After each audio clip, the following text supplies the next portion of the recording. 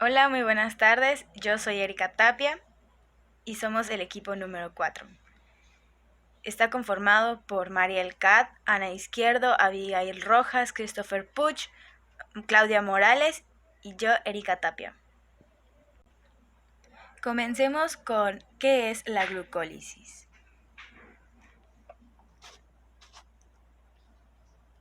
Esta es la principal ruta de catabolismo de glucosa, cuyo objetivo final consiste en la obtención de energía en forma de ATP y poder reductor en forma de NADH a partir de este carbohidrato.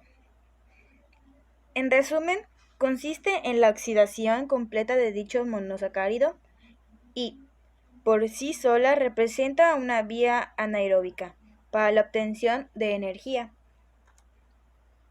Se trata de una de las principales rutas metabólicas, pues ocurre con sus diferencias en todos los organismos vivos que existen, unicelulares o multicelulares, procariotas o eucariotas.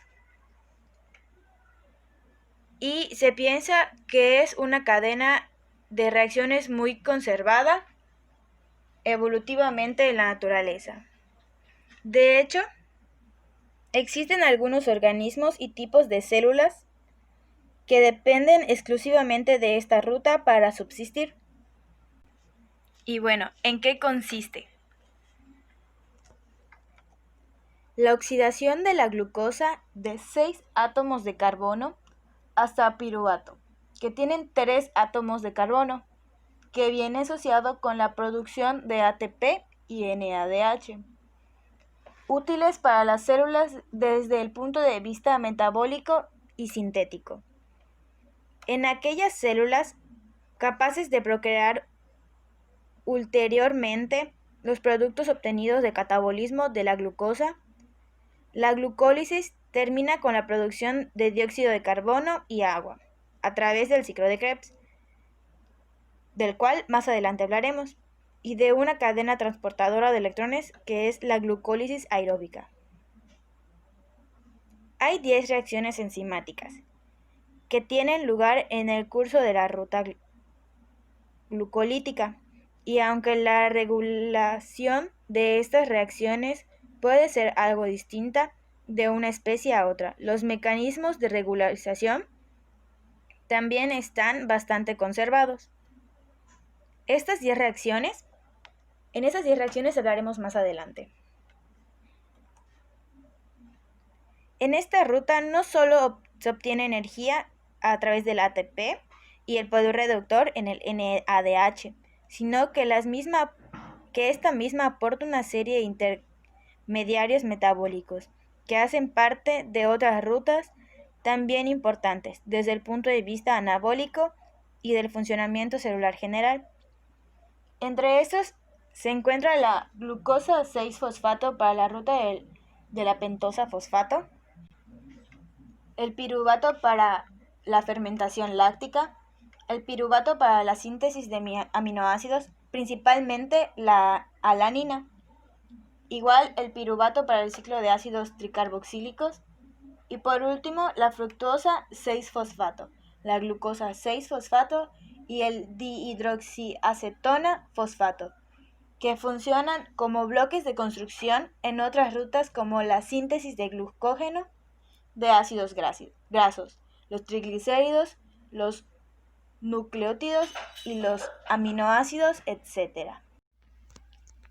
Bueno, pues aquí hablaremos de los 10 pasos del ciclo de la glucólisis. Comenzamos con la glucosa en la molécula. Pasa a la glucosa 6-fosfato gracias a la enzima exoquinasa, donde se gasta un ATP convirtiéndose en un ADP. La glucosa 6-fosfato se convierte en fructosa 6-fosfato gracias a la glucosa 6-fosfatoisomerasa.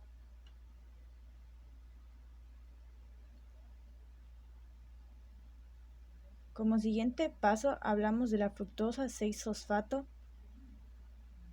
Pasa como fructosa 1,6-bifosfato gracias a la fosfofructoquinasa 1, donde de igual manera se gasta un ATP pasando a un ADP. La fructosa 1,6 bifosfato se divide en dos partes. La primera es la dihidroxicetona fosfato y la segunda es el gliceraldehído 3 fosfato. El dihidroxiacetona fosfato pasa gracias a la fructosa 1,6 bisfosfato aldosa.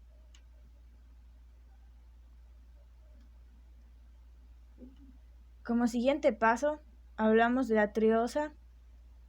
Pasamos del dihidroxiacetona fosfato al gliceraldehído 3 fosfato gracias a la triosa fosfato isomerasa. El gliceraldehído 3 fosfato pasa como glicerato 1,3 bisfosfato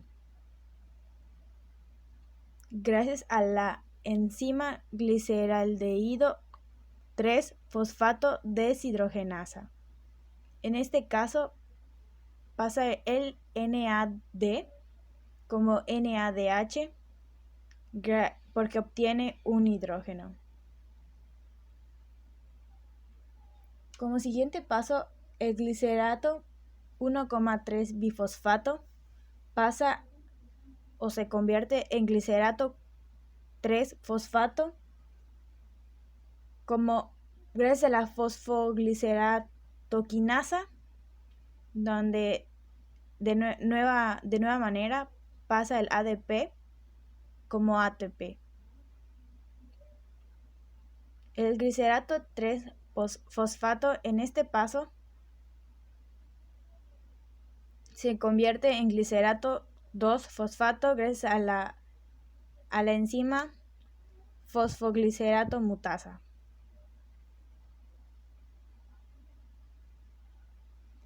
Y ya como últimos pasos, el glicerato 2 fosfato se convierte en fosfoenolpiruvato gracias a la enolasa.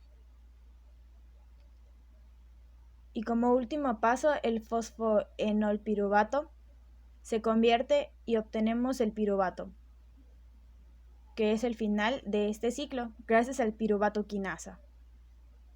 Por último, aquí vemos que el ADP se convierte en ATP.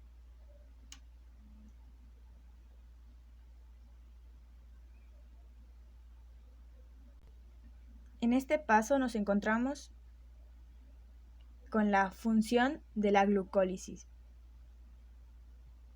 Como primera parte es la generación de energía en la obtención del ATP y en NADH.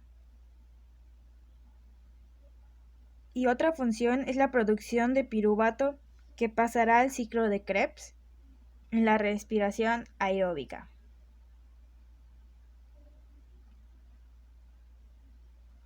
En el páncreas e hígado hay una variante en el primer paso y es la glucoquinasa.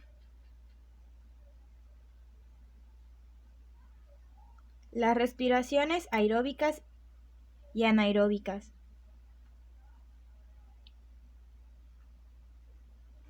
Anaeróbicas entran las células sin mitocondria, como el eritrocito y los músculos, al hacer un ejercicio físico. Y como resultado de la fermentación, convirtiéndose en ácido láctico y regresamos al paso 6. La respiración aeróbica se presenta en el ciclo de Krebs, como lo dirá mi compañero.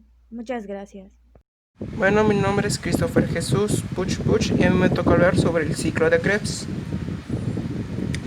En sí, el ciclo de Krebs es una ruta metabólica que se decide en una asociación de procesos químicos que forman parte de la respiración celular en todas las células aerobias, donde es liberada energía almacenada a través de la oxidación del acetil-CoA, derivado de carbohidratos, lípidos y proteínas en dióxido de carbono, y energía química en forma de ATP en la célula eucariota El ciclo ATP se realiza en la matriz mitocondrial. Además, el ciclo proporciona precursores es precursor de ciertos aminoácidos como el agente reductor NADH, que se utiliza en las numerosas reacciones bioquímicas. Su importancia es central para muchas vías bioquímicas. Sugiere que es uno de los primeros componentes establecidos en metabolismo celular y señala el origen abiogénico. Bueno, para entrar de lleno en el ciclo de Krebs, hay un proceso que antecede a este, que es donde se encuentra, que es la glucosa.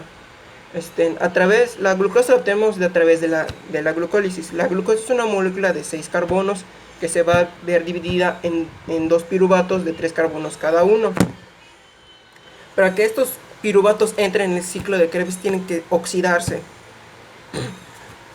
Entonces lo que pasa esencialmente es que se remueve un carbono de un piruvato y este nuevo compuesto de 2 piruvatos se le llama acetilcoenzima A.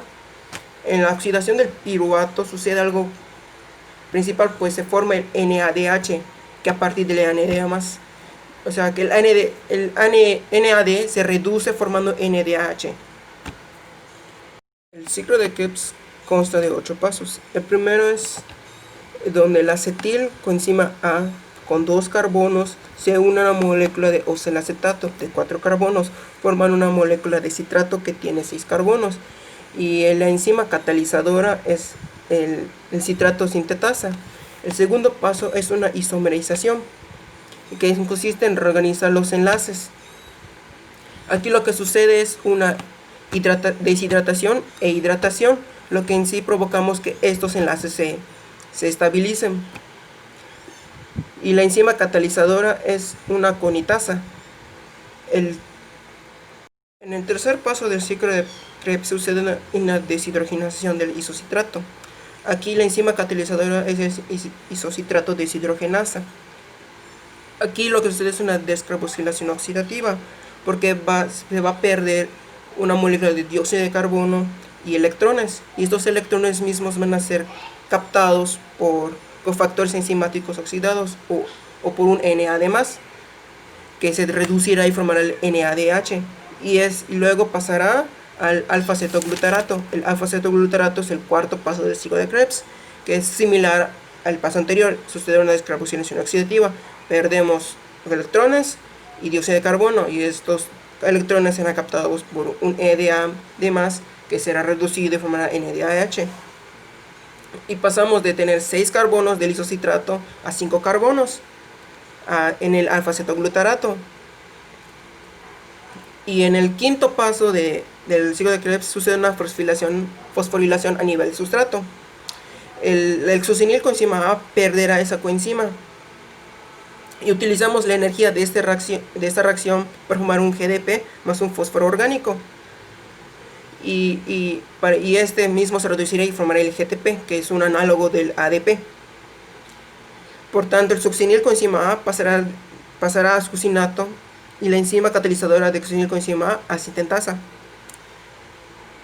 En el sexto paso del ciclo de Krebs va a suceder una oxidación. Transformamos el succinato en fumarato. Y como esta es una oxidación a través por el succinato deshidrogenasa, se va a liberar electrones y que estos mismos serán captados por FAD+, que se transformará en FADH2. En el séptimo paso del ciclo de Krebs pasaremos a formar, hidrataremos al fumarato a través de la enzima fumarasa, que es la enzima catalizadora, y esa hidratación se captará una molécula de H2O y se formará el L-malato. En el octavo y último paso del ciclo de Krebs, esta reacción va a ser una deshidrogenación del L-malato, que se va a transformar en un oxalacetato, que es la primera molécula que vimos del ciclo de Krebs. Y como es una deshidrogenación producida por el malato de deshidrogenasa, se van a liberar electrones, que estos se van a volver captados por el NAD+, que se reducirá y se convertirá en NADH, y esto forma el ciclo de Krebs, pero esto se repite 2 veces por cada piruvato que es producido por una glucosa. Mi nombre es María Abigail Rojas Martín y yo les voy a hablar sobre el ciclo del dioxinato. Yo soy del equipo número 4. El ciclo del glioxilato empieza con un acetilcoenzima A al cual se le agregan los ácidos grasos y el acetato. Después continúa como citrato, isocitrato, succinato, fumarato, malato, oxalacetato y de ahí se libera la glucosa. La ruta metabólica relacionada con el ciclo del ácido cítrico presente en bacterias y en algunas plantas, que convierte netamente el acetato en succinato. A diferencia del ciclo del ácido cítrico, esta vía permite la síntesis de azúcares a partir de ácidos grasos. Esta es la fórmula del acetilcoenzima A. La acetilcoenzima A procedente de la oxidación de ácidos grasos reacciona con el oxalacetato, formando citrato. La enzima que cataliza esta reacción es citrato sintasa. Esta es la fórmula del citrato. Los citratos son las sales del ácido cítrico y son buenos reguladores. Los citratos son las sales del ácido cítrico y son buenos reguladores de acidez. El isocitrato, mediante una reacción, cataliza por la enzima isocitrato liasa. Se fragmenta en glioxilato y succinato. Su fórmula es 6C. El glioxilato pasa a ser glioxilato a través de isocitrato liasa y se convierte en malato a través del malato sintasa.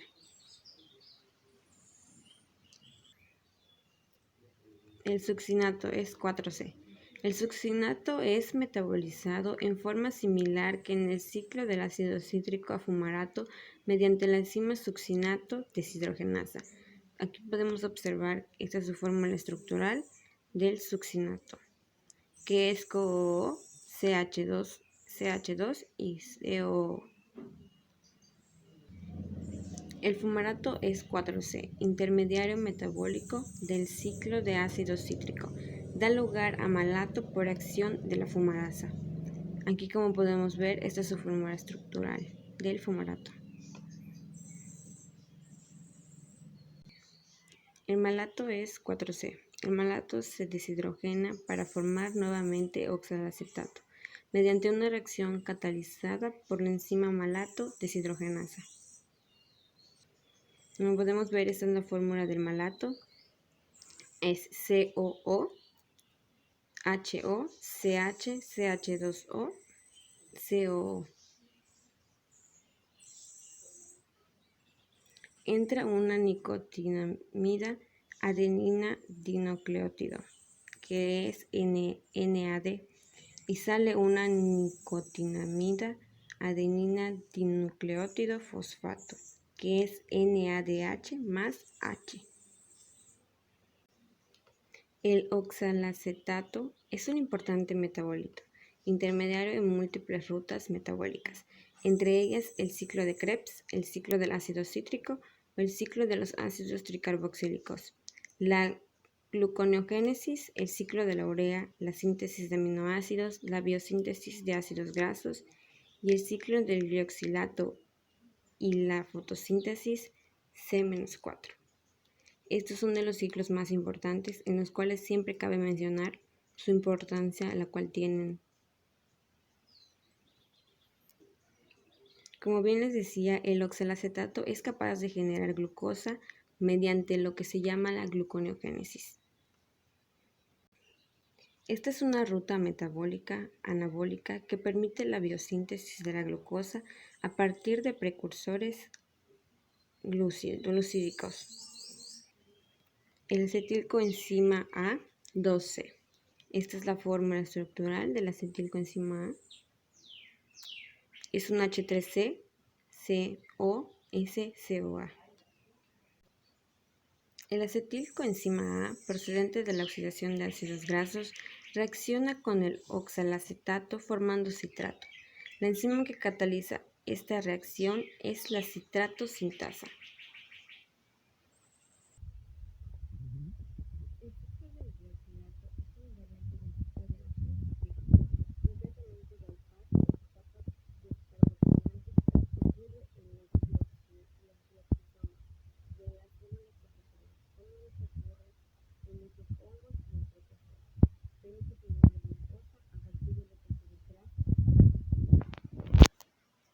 Y esto es muy importante en las semillas debido a que la mayor parte de energía metabólica necesaria para su desarrollo se encuentra en forma de triacilgliceroles. Ahora les voy a mencionar unas de las reacciones bioquímicas. La acetilcoenzima A es procedente de la oxidación de ácidos grasos. Reacciona con el oxalacetato formando citrato. La enzima que cataliza esta reacción es la citrato sintasa. El citrato reacciona con la enzima aconitasa formando isocitrato.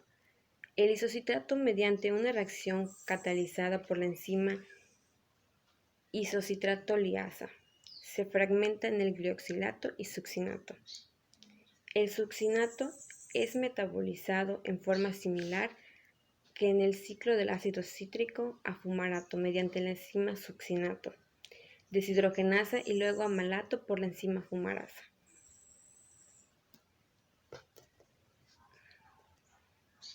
La acetilcoenzima A transfiere un acetilo al glioxilato produciendo malato en una reacción catalizada por la enzima malato sintasa. El malato se deshidrogenasa para formar nuevamente oxalacetato mediante una reacción catalizada por la enzima malato deshidrogenasa. El oxalacetato es capaz de generar glucosa mediante la gluconeogénesis. Las enzimas citrato sintasa, aconitasa y malato sintasa que intervienen en el ciclo del glioxilato difieren estructuralmente de sus homólogos, las mitocondriales. Ahora les voy a dar un poco más de información de lo que tiene que ver con el ciclo del glioxilato. Primero, que es una ruta metabólica, como ya había mencionado antes, presente en las plantas, en algunos invertebrados, ausente en todos los vertebrados, a través de la cual dichos organismos pueden convertir las grasas en hidratos de carbono, lo cual quiere decir en azúcares. Esta ruta fue descubierta en el año 1957 mientras Kronberg, Krebs y Verbeek trataban de dilucidar cómo bacterias como Escherichia coli podían crecer en presencia del acetato como única fuente de carbono y como las plántulas en germinación del tártago podrían convertir las grasas en carbohidratos. Los estudios de estos tres investigadores llevaron al descubrimiento de dos enzimas conocidas como la isocitrato liasa, la cual es muy importante en este ciclo del glioxilato, y la malatosintasa, que junto con las enzimas del ciclo de Krebs permiten la síntesis de succinato a partir de las dos moléculas de acetilcoenzima A. El succinato así producido es convertido a malato a través del ciclo de ácidos tricarboxílicos, pudiendo posteriormente ser empleado para la producción de glucosa por medio de la gluconeogénesis. Algunas de las características de este ciclo es que la ruta del glioxilato puede ser contemplada como una modificación del ciclo de Krebs. Esto quiere decir que están muy relacionados, con la diferencia de que en la primera no ocurre descarboxilación oxidativa, sino que pueden formarse ácidos dicarboxílicos de 4 átomos de carbono, a partir de unidades de acetato de 2 carbonos. Estas características del ciclo glioxilato se ha descrito como una forma que tienen algunos organismos para evitar bypass, la pérdida de átomos de carbono en forma de dióxido de carbono que identifica al ciclo de Krebs. En las plantas, el ciclo del glioxilato ocurre en el interior de unos orgánulos citosólicos, rodeados por una membrana simple que se conoce como los glioxisomas. En otros organismos, como levaduras, algas, en cambio, esta ruta ocurre en el citosol. Los glioxisomas son estructuralmente similares a los peroxisomas. Algunos autores los consideran como peroxisomas especializados. Otros orgánulos encargados de la parte de la beta-oxidación de los ácidos grasos y de la eliminación de las especies reactivas de oxígeno en los organismos eucariotas. En su interior, los ácidos grasos son oxidados para producir acetilcoenzima A, que posteriormente se condensa en compuestos de 4 átomos de carbono. Estos compuestos son selectivamente transportados hacia la mitocondria, donde son convertidos a malato o transportados al citosol para entregar a la ruta gluconeogénica la síntesis de glucosa. Las enzimas compartidas en la ruta del glioxilato y el ciclo de ácidos tricarboxílicos existen en la mitocondria y el glioxosoma. Son isoenzimas, lo que significa que ambas rutas funcionan más o menos independientemente la una de la otra. La ocurrencia de los glioxisomas. Los glioxisomas no están presentes en los tejidos vegetales de forma permanente. Son especialmente abundantes durante la germinación de las semillas oleaginosas, las cuales tienen poca capacidad fotosintética para producir los hidratos de carbono que se necesitan para crecer. En las plantas completamente desarrolladas, su participación en el metabolismo de las grasas son tan imprescindibles, pues los azúcares se obtienen principalmente en la fotosíntesis. Algunas de las reacciones. El acetato proveniente de la degradación de los ácidos grasos funciona como combustible rico en energía, como una fuente de fosfoenolpiruvato para la síntesis de glucosa a través de la gluconeogénesis. El proceso se da como sigue en los pasos que les expliqué anteriormente.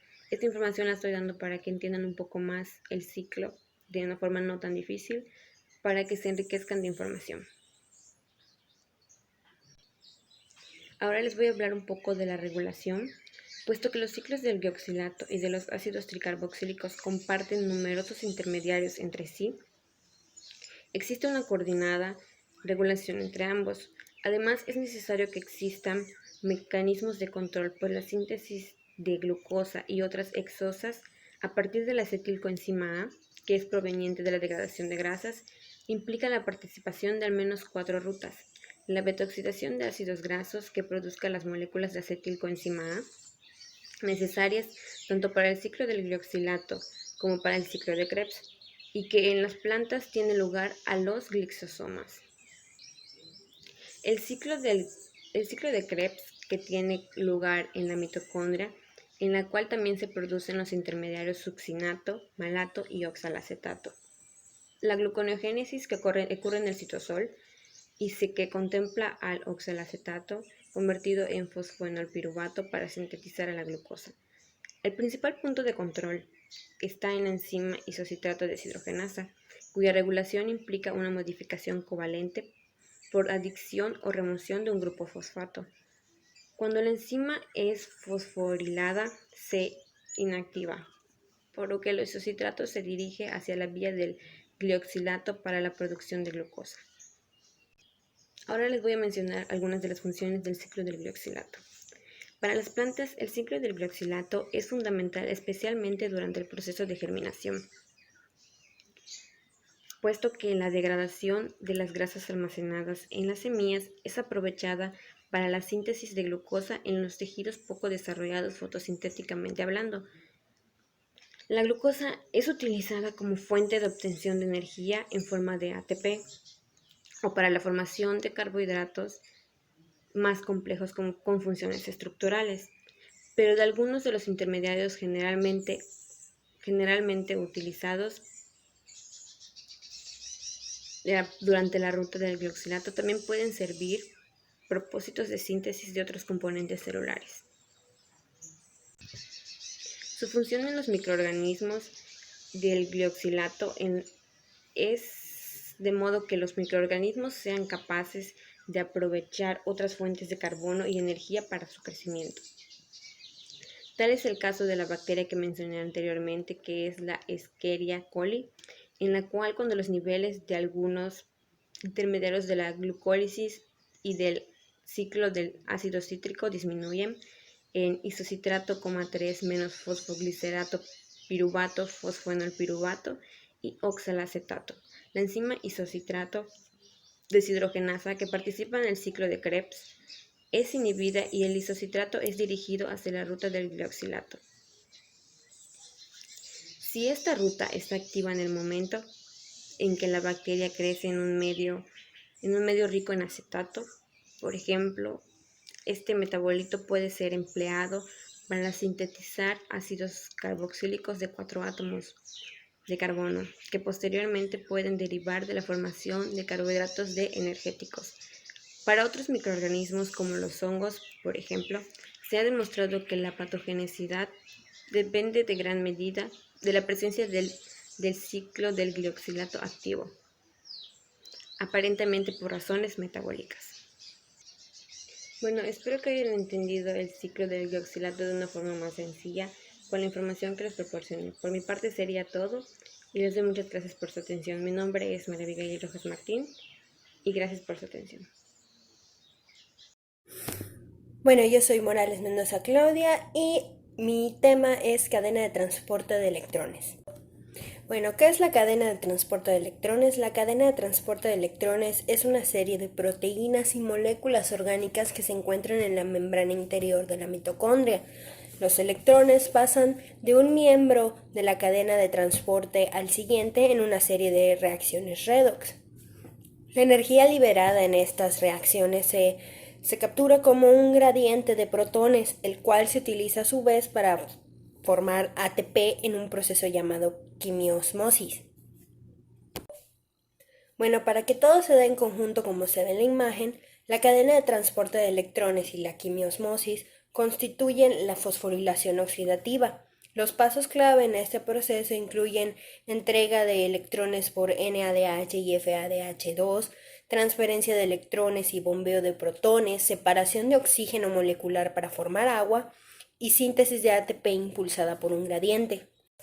Bueno, la entrega de electrones por NADH y FADH2 son los acarreadores de electrones reducidos en otros pasos de la respiración celular que transfieren sus electrones a las moléculas cercanas al inicio de la cadena de transporte. En el proceso se convierten en NADH+ y FAD, que pueden ser reutilizados en otros pasos de la respiración celular. Y la transferencia de electrones y bombeo de protones, que es conforme se mueven los electrones en la cadena. Se desplazan de un nivel de energía más alto a uno más bajo, lo que libera la energía. Parte de esta energía se utiliza para bombear iones de hidrógeno, lo que los desplaza fuera desde la matriz hacia el espacio intermembranal. Este bombeo establece un gradiente electroquímico. La separación de oxígeno molecular para formar agua es al final de la cadena de transporte de electrones. Los electrones se transfieren a una molécula de oxígeno, la cual se rompe a la mitad y recolecta hidrógenos para formar el agua. La síntesis del ATP impulsada por un gradiente es cuando fluyen por el gradiente de regreso hacia la matriz. Los iones de hidrógeno pasan a través de una enzima llamada ATP sintasa, la cual aprovecha el flujo de protones para sintetizar ATP. Como se puede ver en la imagen, conforme los electrones viajan a través de la cadena, se desplazan de un mayor nivel de energía a uno inferior y se mueven de moléculas menos ávidas de electrones a otras más ávidas. En estas transferencias de electrones cuesta abajo, se libera energía y varios de los complejos de proteína utilizan la energía liberada para bombear protones desde la matriz mitocondrial al espacio intermembranal para formar un gradiente de protones. Todos los elementos que entran en la cadena de transporte provienen de moléculas de NADH y FADH2 que se producen en fases más tempranas de la respiración celular, que son glucólisis, oxidación del piruvato y el ciclo del ácido cítrico. El NADH es muy bueno donando electrones en reacciones redox, o sea que sus electrones están en un nivel de energía alto, por lo que puede transferir sus electrones directamente al complejo 1 y se transforma otra vez en NAD. El movimiento de los electrones a través del complejo 1 en una serie de reacciones redox libera energía, la cual el complejo usa para bombear protones desde la matriz hacia el espacio intermembranal. El FADH2 no es tan bueno para donar electrones como el NADH, o sea que sus electrones se encuentran en un nivel de energía más bajo, por lo que no puede transferir sus electrones hacia el complejo 1. En su lugar, introduce los electrones a la cadena de transporte a través del complejo 2, el cual no bombea protones a través de la membrana. Debido a esto, las moléculas de FADH2 producen un menor bombeo de protones, y contribuyen menos al gradiente de protones comparadas con las de NADH. Después de los dos primeros complejos, los electrones del NADH y el FAD2 recorren exactamente la misma ruta. El complejo 1 y el 2 transfieren sus electrones a un encerrador pequeño y móvil de electrones llamado ubiquinona, que se reduce y transforma en QH2, se transporta por la membrana y entrega sus electrones al complejo 3. El CID se transporta los electrones hacia el complejo 4, donde se bombea el último lote de iones de hidrógeno a través de la membrana. El complejo 4 transfiere los electrones de oxígeno, que se parte en dos átomos de oxígeno y acepta protones de la matriz para formar agua. Bueno, ¿para qué le sirve la cadena de transporte de electrones a la célula?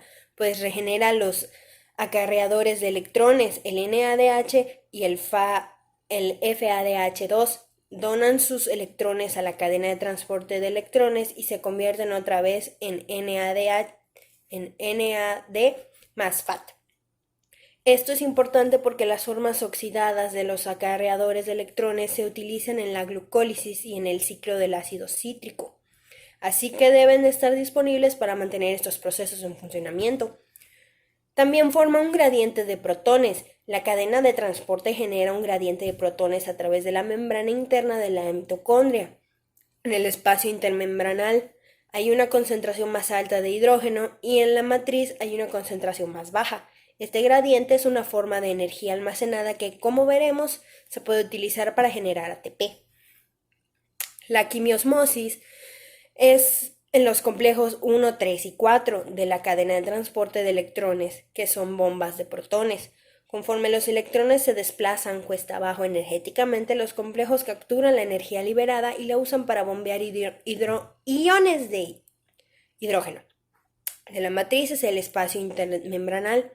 Este bombeo genera un gradiente electroquímico a través de la membrana interna de la mitocondria. En algunas ocasiones el gradiente se llama fuerza protonmotriz y puedes pensar en ella como una forma de energía almacenada, algo así como una batería.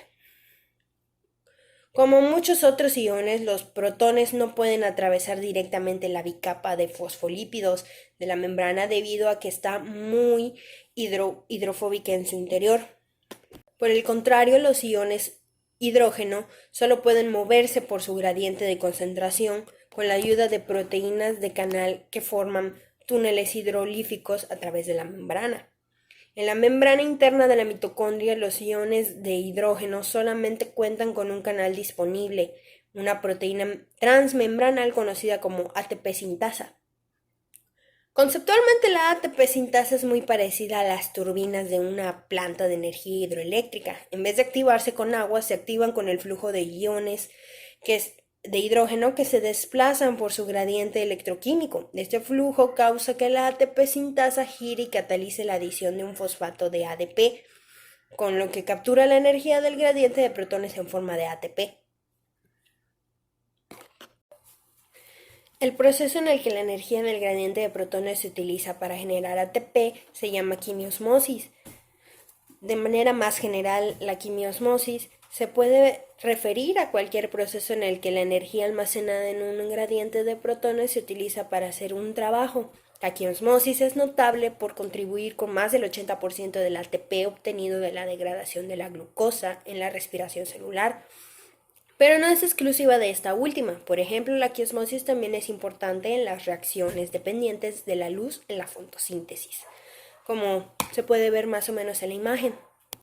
Y uno pensaría, ¿qué le sucedería a la energía almacenada en el gradiente de protones si no se utilizara para sintetizar ATP o hacer otro trabajo celular? Se liberaría como calor. Curiosamente, algunos tipos de células utilizan deliberadamente el gradiente de protones para generar calor en lugar de sintetizar ATP. El rendimiento de ATP, ¿cuántas moléculas de ATP obtenemos por cada glucosa en la respiración celular? Las fuentes más actuales estiman que el rendimiento máximo de ATP obtenido por molécula de glucosa se encuentra entre 30 y 32 moléculas de ATP. ¿De dónde sale este cálculo? de 30 a 32 moléculas de ATP. Bueno, en la glucólisis se generan 2 moléculas netas de ATP y en el ciclo del ácido cítrico otras 2 moléculas de ATP, o GTP, que es equivalente desde el punto de vista energético. Bueno, en esta tabla se ve como el rendimiento de ATP del NADH producido en la glucólisis. Esto es porque la glucólisis ocurre en el citosol y el NADH no puede cruzar la membrana mitocondrial interna para entregar sus electrones al complejo 1. Por el contrario, debe pasar sus electrones a un sistema de transporte molecular que los entrega después de una serie de pasos a la cadena de transporte de electrones. Algunas de las células del cuerpo tienen un sistema de transporte que lleva electrones a la cadena de transporte mediante FADH2. En este caso, solo se producen 3 ATP por los 2 NADH de la glucólisis. Otras células de tu cuerpo tienen un sistema de transporte que lleva los electrones vía NADH, lo que resulta en la producción de 5 ATPs.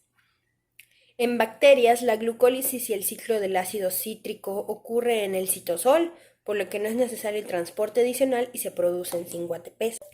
30 o 32 moléculas de ATP por la degradación de una molécula de glucosa es un estimado optimista y el rendimiento real puede ser menor.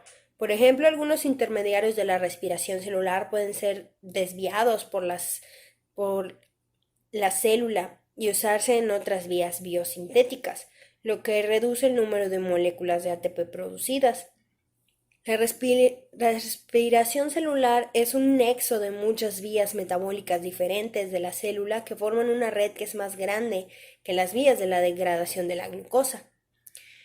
Bueno, esto es lo más resumido y más importante de este tema. Seguirán con otros ciclos mis compañeras. El ciclo de la fotosíntesis. Mi nombre es Mariel Cat y yo les voy a hablar sobre el ciclo de la fotosíntesis. Bueno, la fotosíntesis es un proceso que se desarrolla en 2 etapas. La primera son mediante las reacciones lumínicas. Este proceso es dependiente de la luz y se le conoce como etapa clara. Requiere energía de la luz para fabricar ATP y las moléculas portadoras de energía, que son las NADPH reducidos, que se vienen a usar en la segunda etapa. Pues la segunda etapa sería el ciclo de Calvin-Benson. En esta etapa es independiente de la luz, se conoce como etapa oscura. Los productos de la primera etapa más dióxido de carbono son utilizados para formar los enlaces de doble carbono de los carbohidratos. Las reacciones de la etapa oscura usualmente ocurren en la oscuridad si los transportadores de energía provenientes de la etapa clara están presentes. Evidencias recientes sugieren que la enzima más importante de esta etapa oscura está estimulada indirectamente por la luz. De ser así, el término no sería adecuado denominarla etapa oscura. La etapa clara ocurre en la grana y la oscura ocurre en el estroma de los cloroplastos. En la etapa clara. En la etapa clara, la luz que golpea la clorofila excita un electrón a nivel energético superior. En una serie de reacciones, la energía se convierte, esto es a lo largo de un proceso de transporte de electrones, en ATP y en NADPH. El agua se descompone en el proceso liberando oxígeno como producto secundario de la reacción. El ATP y el NADPH se utilizan para fabricar los enlaces de doble carbono en la etapa oscura. Los fotosistemas son los conjuntos de moléculas de clorofila y otros pigmentos empaquetados en los tilacoides. Esto es en el corazón del fotosistema. Se encuentra la clorofila que absorbe la luz para convertirse en una forma activada. La energía contenida en esta clorofila activada se utiliza para funcionar la maquinaria química de la cual depende gran parte de la vida. Muchos procariotas tienen un solo fotosistema. El fotosistema secundario, si bien fue el primero en la evolución, fue el segundo en descubrirse, de ahí el número 2. Los eucariotas usan el fotosistema 2 para el fotosistema 1. El fotosistema 1 usa la clorofila en una forma denominada P700. El fotosistema 2 usa una forma de clorofila denominada como P680. Ambas formas activadas de la clorofila funcionan en la fotosíntesis debido a su relación con las proteínas de la membrana tilacoide. Bien, la fosforilación es el proceso de conversión de la energía del electrón excitado por la luz en un enlace pirofosfato de molécula de ATP. Esto ocurre cuando los electrones de agua son excitados por la luz en presencia del P680. La transferencia de energía es similar al transporte quimiosmótico de electrones que ocurre en la mitocondria. La energía de la luz causa la eliminación de un electrón de una molécula de P680, que es parte del fotosistema 2. El electrón es transferido en una molécula aceptora, este es el aceptor primario, y pasa luego cuesta abajo al fotosistema 1 a través de la cadena transportadora de electrones. La P680 requiere un electrón que es tomado del agua, rompiéndola en iones de hidrógeno y iones de oxígeno. Estos iones de oxígeno se combinan para formar O2, que se libera a la atmósfera. A la luz actúa sobre la molécula de P700 del fotosistema 1, produciendo que un electrón sea elevado a un potencial más alto. Este electrón es aceptado por un aceptor primario diferente al asociado del fotosistema 2, y el electrón pasa nuevamente por una serie de reacciones redox y finalmente se combina con NADPH+, y de igual manera se combina con hidrógeno más para formar NADPH2, a un portador de hidrógeno necesario en la base independiente de la luz. El electrón del fotosistema 2 reemplaza al electrón excitado de la molécula de P700. Existe por lo tanto un continuo flujo de electrones no cíclico desde el agua al NADPH, el cual es usado para la fijación del carbono. El flujo cíclico de electrones ocurre en algunos eucariotas y en bacterias fotosintéticas. No produce NADPH, solo ATP. Esto también ocurre cuando la célula requiere ATP adicional o cuando no hay NADPH más para reducirlo a NADPH. En el fotosistema 2, el bombeo de iones de hidrógeno hacia adentro de los tilacoides, esto ocurre desde el estroma del cloroplasto, y pues la conversión del ADP más P se convierte en ATP. Esto es motorizado por una gradiente de electrones que están establecidas en la membrana tilacoidea. Bueno, los diagramas que observamos anteriormente pues muestran una representación de la fosforilación. Esto hoy se conoce que dicho proceso ocurre en la membrana de la tilacoide y pues está asociado a la síntesis quimiosmótica del ATP. Esto es similar al de la mitocondria. En esta imagen podemos ver el interior del tilacoide, podemos ver el fotosistema 2, el complejo citocromo, el fotosistema 1 igual podemos observar, el NADP, que es la reductasa, podemos ver el NADP+, el ADP y pues por último el ATP sintetasa, que es lo que se crea. Las salobacterias, arqueobacterias, que se desarrollan en concentraciones salinas extremas, son aerobios facultativos y pueden desarrollarse cuando el oxígeno está ausente. Un pigmento púrpura conocido como retinal, que también se encuentra en el ojo humano, actúa de manera similar a la clorofila. El complejo del retinal y las proteínas de la membrana se conoce como bacteriorhodopsina. El mismo genera electrones que establecen un gradiente de protones que motoriza una bomba de ADP a ATP, generando pues ATP con la luz solar sin clorofila. Esto sostiene la idea de que el proceso quimiosmótico es una forma universal de fabricar ATP. También están las reacciones independientes de la luz. Las reacciones que fijan carbono son también conocidas como reacciones oscuras o reacciones independientes de la luz.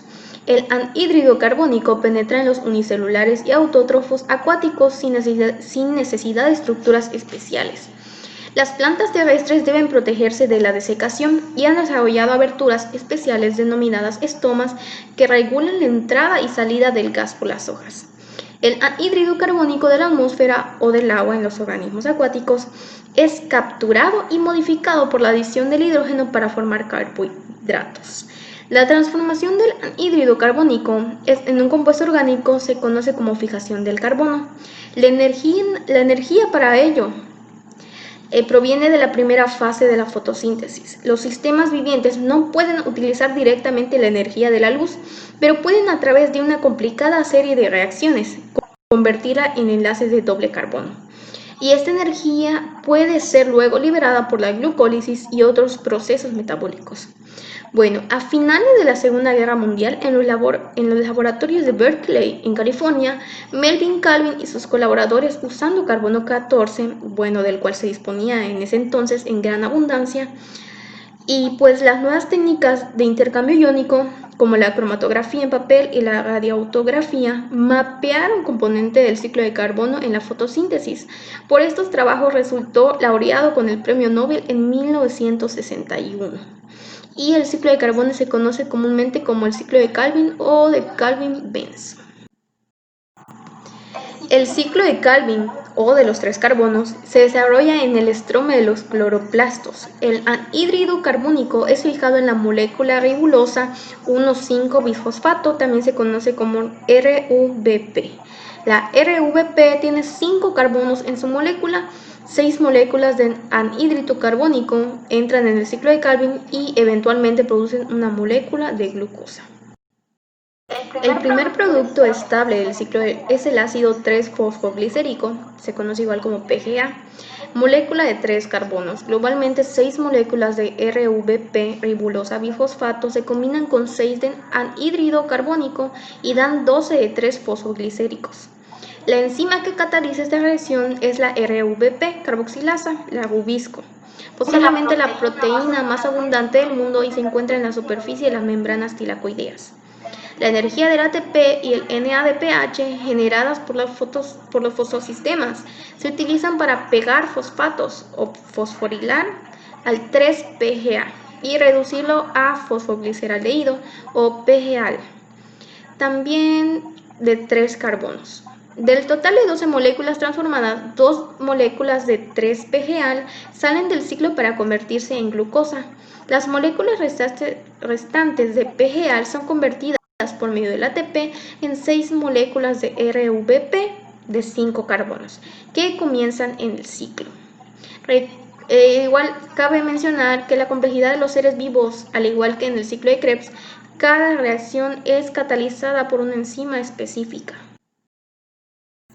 Bueno, en este dibujo o diagrama se pueden observar cómo funciona la fotosíntesis de forma un poquito más resumida y pues ilustrada. Podemos ver que la luz llega en forma de fotones y llega a la hoja y pues se puede ver cómo se va desarrollando su ciclo cuando pasa el cloroplasto.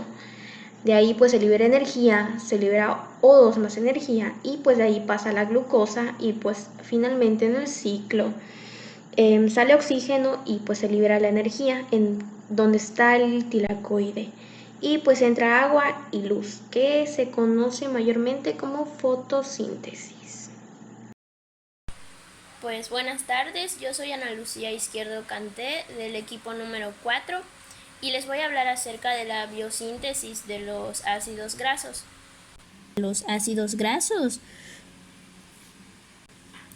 de los cuales, como ya sabemos, son las biomoléculas más importantes para los seres vivos y son los principales constituyentes de los triglicéridos, los cuales actúan como una reserva energética. Aquí podemos ver que engloba a todo en general, a los ésteres de colesterol, a los fosfolípidos, a los triacilglicerídeos. Podemos ver que engloba a los triacilglicéridos y a los eicosanoides.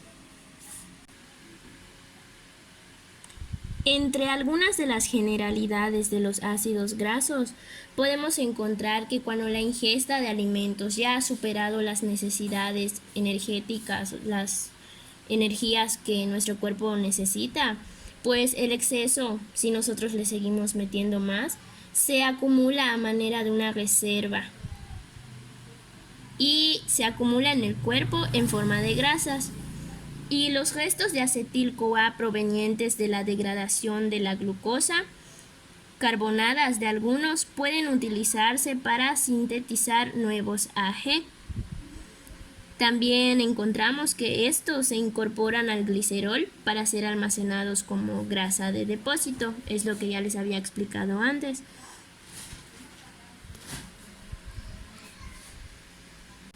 En las siguientes diapositivas vamos a hablar acerca de la ruta de la biosíntesis de los ácidos grasos. Aquí podemos encontrar dónde se lleva a cabo, o sea, las rutas por las cuales se lleva a cabo. Podemos ver a la mitocondria, podemos ver al citosol, los cloroplastos y el retículo endoplásmico. Podemos ver la célula animal y la vegetal. También podemos entender que a este tipo de biosíntesis se le denomina de novo de los ácidos grasos, también puede ser llamado de esta forma. Y al igual que el proceso de la gluconeogénesis es en cierta forma inverso. Este ciclo es inverso al de la glicólisis. El de la síntesis de ácidos grasos es relativamente inverso al de la beta-oxidación. La síntesis de los ácidos grasos es citosólica y debemos recordar que la beta-oxidación es de manera mitocondrial.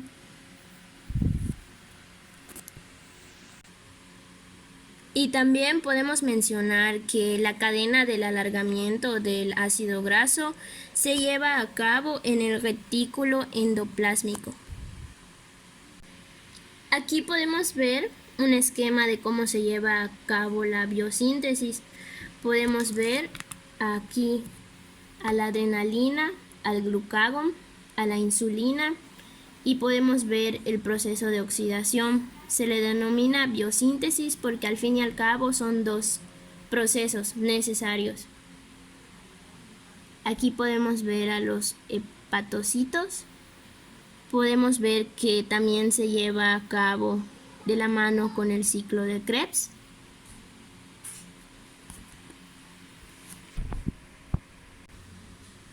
Y en esta diapositiva podemos ver la biosíntesis de los ácidos grasos, los órganos en los cuales trabaja, que es el hígado, el tejido adiposo, los pulmones, el encéfalo, el riñón y la glándula mamaria. Podemos ver que el sustrato es el acetil-CoA, las enzimas que actúan son el acetil-CoA y el acetil-CoA trabaja en forma de carboxilasa. También otra enzima es el ácido graso, que es la sintasa. Los factores principales que trabajan son el NADPH, el ATP, el MN2 y el HCO3 y por último también encontramos a la biotina, los cuales al fin y al cabo nos van a generar como producto al palmitato. Más adelante vamos a hablar de él. Pues hablando del proceso en general de la biosíntesis de los ácidos grasos, podemos entender que es el proceso de alargamiento de una cadena hidrocarbonada mediante los grupos de malonil-CoA. Estos se unen al acetil-CoA a través del grupo carboxilo.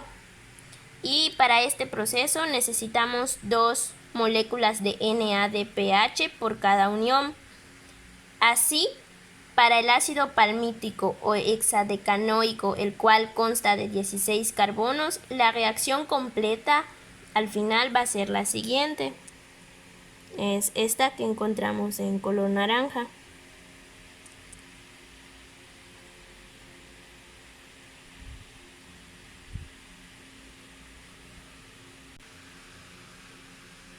Ahora pasamos a la síntesis denominada como síntesis de novo o la síntesis citoplasmática de los ácidos grasos. Aquí requerimos acetil-CoA, malonil-CoA y NADPH. Y los 2 carbonos iniciales son el del acetil-CoA, los cuales permanecen como carbonos omega del ácido graso. Y los restantes carbonos son los que provienen del malonil-CoA, por lo que otros como el acetil-CoA deben pasar por una transformación constantemente y se van a convertir en malonil. para así poder participar en la síntesis. La vía es reductiva, por lo cual necesitamos la presencia del NADPH en medio. Vemos que el tipo de acetil-CoA que requerimos es de forma intramitocondrial y no puede escaparse al citosol,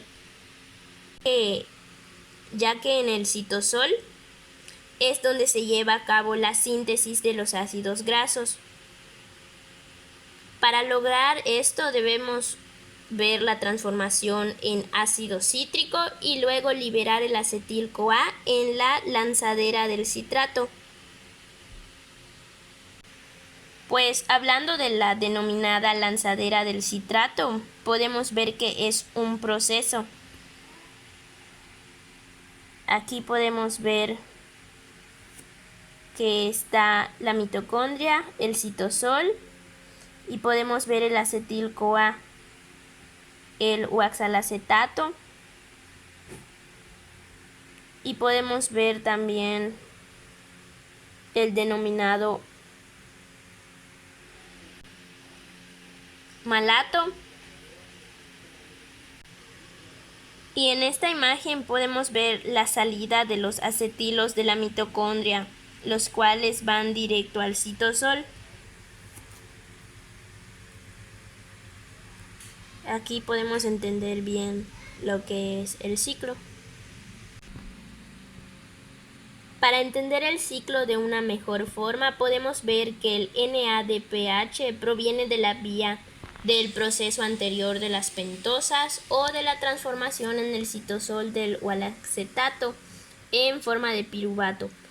Esto es requerido para su ingreso a la mitocondria. Aquí podemos ver cómo se lleva a cabo. Podemos ver la ruta de las pentosas. Y como ya había hecho mención hace rato, participan las dos enzimas, que es el acetil-CoA en forma de carboxilasa, la cual es una enzima